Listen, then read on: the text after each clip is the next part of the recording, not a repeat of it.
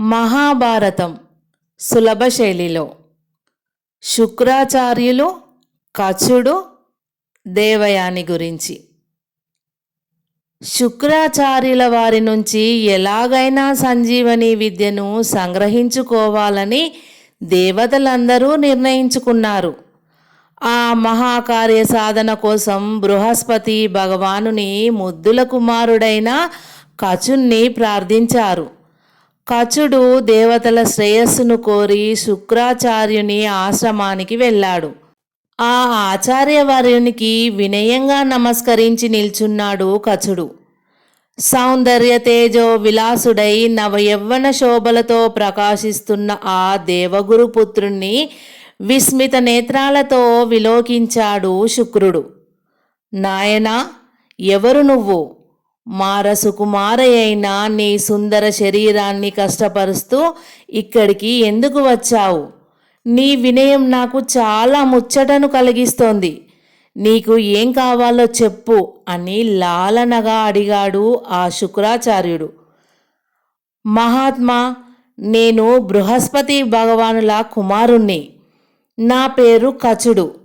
మీ పాదపద్మాలను సేవిస్తూ విద్యాబుద్ధులను నేర్చుకోవాలని వచ్చాను. దయచేసి నన్ను తమ శిష్యునిగా స్వీకరించండి అని వినయంగా అన్నాడు కచుడు. సకల విద్యా వాచస్పతి అయిన బృహస్పతి కుమారుడు నాకు శిష్యుడు కావడమా? బాగు ఈనాటితో నా గుణ గౌరవం ఇనుమడించింది. చిరంజీవి, నీ ఇష్టాన్ని నిండు మనసుతో ఆమోదిస్తున్నాను. ఇక్కడ నీవు కోరినంతకాలం నిరభ్యంతరంగా ఉండి అధ్యయనం చేసుకోవచ్చు. నీకు ఏ కొరత ఉండదు అని బుజ్జగించాడు. కచుడు శుక్రమునీంద్రునికి ఆ విధంగా శిష్యుడై నియమనిష్టలతో ఆ మహర్షిని సేవించసాగాడు. లోకోత్తర సౌందర్యశాలి అయిన దేవయాని అభినవ మన్మధుని వంటి రూపురేఖలతో ప్రతిభాషిస్తున్న కచకుమారుణ్ణి తొలిచూపులోనే గాఢంగా ప్రేమించింది. ఆ దేవయాని శుక్ర మహర్షికి గారాల వరాల కూతురు. కచునితో చనువు పెంపొందించుకొని ఎప్పుడూ అతన్ని విడిచిపెట్టకుండా ఎంతో సన్నిహితంగా గడపసాగింది దేవయాని. ఒకనాడు కచుడు దేవపూజా విధి కోసం పూలు కోసుకురావడానికి అడవికి వెళ్ళాడు. దేవయాని కూడా అతన్ని అనుసరించి వెళ్ళింది. కచ, మార సౌందర్య మరీచ, ఈ కొలనులోని పద్మకాంతను చూశావా? మధుపూర్ణములైన రేఖలను విప్పుకొని ఎవరికోసమో ఎదురు చూస్తున్నట్లు ఉంది కదూ. చిరునవ్వు మొగానికి నగయై మెరుస్తుండగా దేవయాని స్నిగ్ధ యవ్వన శోభితుడైన ఆ ముగ్ధ భావకుణ్ణి ఓరగా చూస్తూ అంది. అందుకు కచుడు సమాధానంగా, ఆకలికి డస్సి అయిన తన కుమారులు తుమ్మెదరాయిళ్ళు తనను చేరవస్తారని ఆహారం సిద్ధం చేసి ఎదురు చూస్తోంది.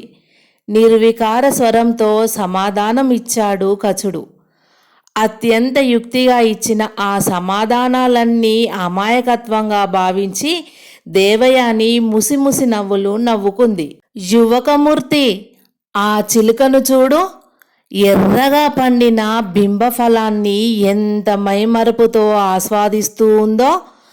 దేవయాని చిరునవ్వులతో అంది. అవును, మోక్షి ఫలాన్ని ఆస్వాదిస్తూ పారవశ్యంలో ఉన్న మహర్షిలా ఉంది అని బదులు చెప్పాడు కచుడు. సరే, ఈ చూతవృక్షాన్ని చూడు. శాఖ బాహువులను సాచి మాధవీలతను ఎంత గాఢంగా కౌగిలించుకొని మురిసిపోతుందో. అందుకు బదులుగా, అవును, తండ్రి ప్రియకుమార కూతురును చేరదీసి కౌగిలించుకున్నట్లుగా ఉంది అన్నాడు కచుడు. ఆ చతురుని సమాధానాలు ఆ సరసాంగికి చిరు కోపాన్ని తెప్పించాయి. అబ్బబ్బబ్బబ్బా, ఇవన్నీ నీకు తెలియక చెప్పే మాటలా, లేక తెలిసి తికమక పెట్టే మాటలా, నీ ఆటలా అంది చిలిపిగా నవ్వుతూ. కచుడు ఆ సంభాషణ ధోరణిని మారుస్తూ, ఆచార్యపుత్రి, మాటల్లో పడి కాలమే మర్చిపోయాం. నాన్నగారు ఎదురు చూస్తూ ఉంటారు. ఆశ్రమానికి పోదాం పదా అని పూలబుట్టను భద్రంగా తీసుకొని ఆశ్రమాభిముఖంగా నడకను సాగించాడు. దేవయాని మనసు నిండా ఆ సుందర యువకుని రూపాన్ని మలుచుకుంటూ మౌనంగా అతన్ని అనుసరించింది. కచుడు శుక్రాచార్యుని దగ్గరికి వచ్చి విద్య నేర్చుకుంటూ ఉండడం చూసి రాక్షసులు సహించలేకపోయారు. తమకు ఆ జన్మ విరోధులైన దేవతలే ఏదో మాయోపాయం పన్ని కచుని తమ రాజ్యానికి పంపించి ఉంటారని ఊహించారు. అందరూ కచును మీద పగబూని సమయం కోసం వేచి ఉన్నారు. ఒక దినం కచుడు హోమధేనువులను తోలుకొని వాటిని మేపుకు రావడానికి అడవికి వెళ్ళాడు. ఎప్పుడు చూసినా అతన్ని వెన్నంటి తిరిగే దేవయాని ఆనాడు అస్వస్థత వల్ల ఆశ్రమంలోనే ఉండిపోయింది. మాయావులైన రాక్షసులు ఆ సమయం కనిపెట్టి ఒంటరిగా ఉన్న కచునిపై ఒక్కుమ్మడిగా విరుచుకుపడి అతన్ని చంపివేశారు. ఆ దారుణ దృశ్యం చూసిన గోవులు కళ్ళ వెంబడి నీరు కారుస్తూ విచార వదనాలతో ఆశ్రమం దారిపట్టాయి. చిమ్మ చీకట్లు చిక్కగా దిశాంతరాలలో మొలిచే వేళ కావచ్చినా కచుడు ఇంకా ఆశ్రమం చేరనందుకు విచారిస్తూ దేవయాని ఆశ్రమ ప్రాంగణంలో నిల్చొని ఎదురు చూడసాగింది.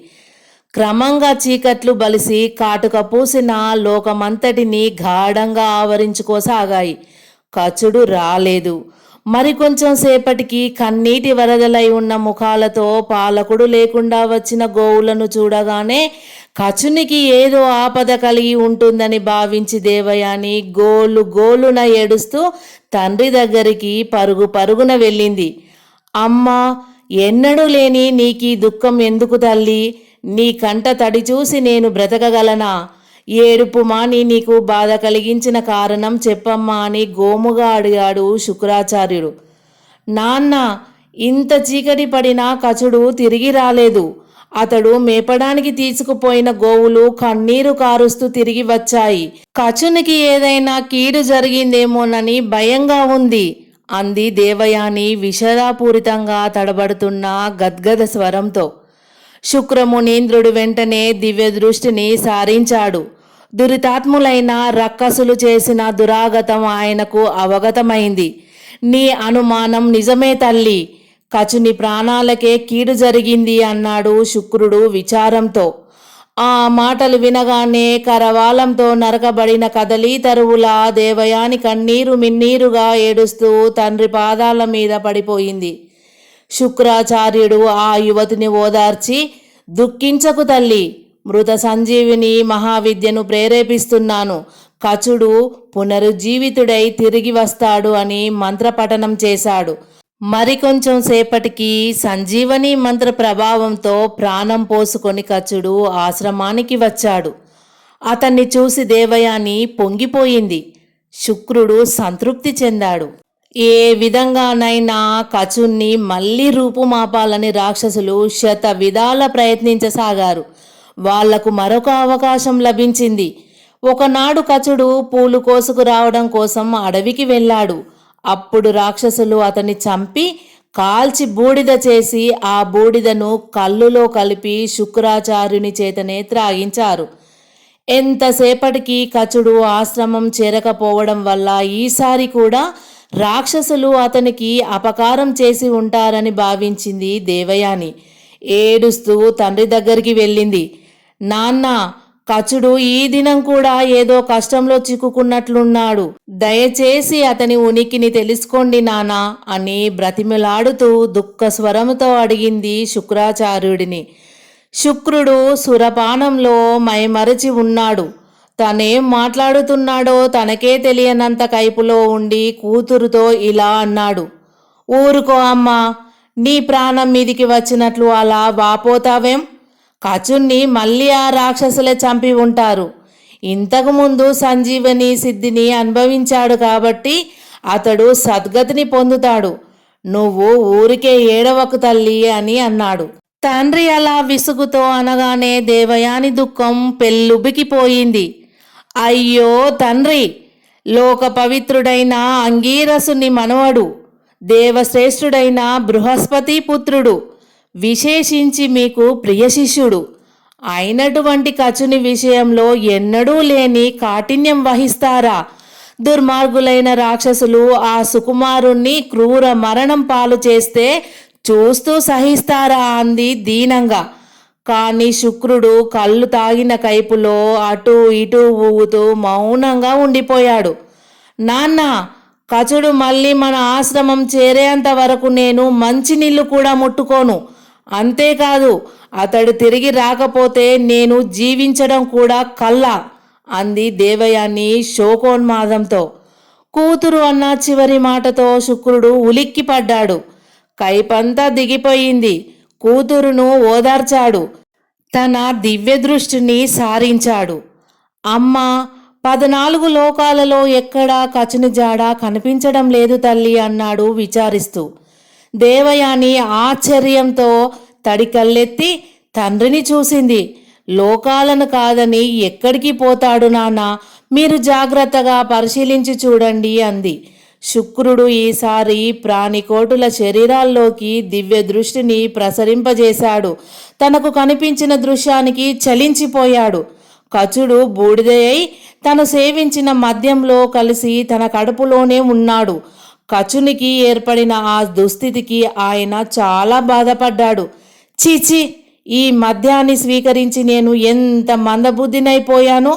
ఇప్పటి నుంచి ఈ మద్యాన్ని సేవించే వాళ్ళందరూ భ్రష్టులై అధోగతి పాలైపోదురుగాక అని ఆ మద్యపానాన్ని నిషేధిస్తూ శాసించాడు. అనంతరం మృత సంజీవిని ఉద్బోధించి కచునుపై వ్యాపింపజేశాడు. గురుదేవా, నేను మీ కడుపులో నుండి బయటికి ఎలా రావాలో ఆజ్ఞాపించండి అని పునరుజ్జీవితుడైన కచుడు శుక్రాచార్యుడి కడుపు లోపలి నుండి అడిగాడు. శుక్రుడు ఏం చెయ్యాలో తోచక ఆ చర్యలన్నింటినీ గ్రహిస్తోన్న దేవయాని వైపు చూశాడు. మీ సంజీవని విద్యను కచునికి ఉపదేశించండి నానా. మీ కడుపును భేదించుకొని వచ్చి కచుడు మిమ్మల్ని మళ్ళీ బ్రతికిస్తాడు అంది దేవయాని. శుక్రాచార్యుడికి కూడా అదే సమంజసమని తోచింది. కచునికి సంజీవని మంత్రాన్ని ఉపదేశించి తన ఉదరాన్ని చీల్చుకొని వెలికి రమ్మని ఆదేశించాడు. సంజీవని విద్య ప్రభావంతో దేదీప్యమానంగా తేజరిల్లుతూ కచుడు శుక్రాచార్యుని ఉదరసీమను ఛేదించుకొని బయటికి వచ్చాడు. వెంటనే మృతుడైన శుక్రుణ్ణి సంజీవని విద్యతో తిరిగి బ్రతికించాడు. పరిస్థితి అలా కలిసి వచ్చినందుకు ఆ విధంగా కచునికి సంజీవని విద్య సిద్ధించినది. తను వచ్చిన కార్యం ఫలించినందుకు కచుడు పరిపూర్ణమైన ఆనందంతో ఆచార్యుని వద్ద అనుజ్ఞ తీసుకొని తన లోకానికి ప్రయాణమయ్యాడు.